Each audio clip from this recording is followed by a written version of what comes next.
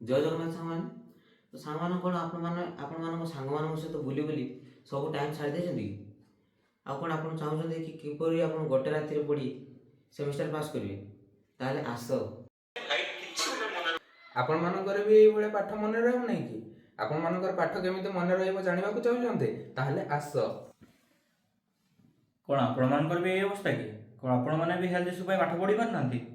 ତାହେଲେ ଗୋଟେ ରାତିରେ ପଢ଼ିକି କେମିତି ପାସ୍ କରିବେ? ଆସ। କ'ଣ ଆପଣମାନେ ବି ଏଇ ସବୁ ସମସ୍ୟାର ସମ୍ମୁଖୀନ ହେଉଛନ୍ତି କି? ତେବେ ଶିଖ କାମ କରନ୍ତୁ।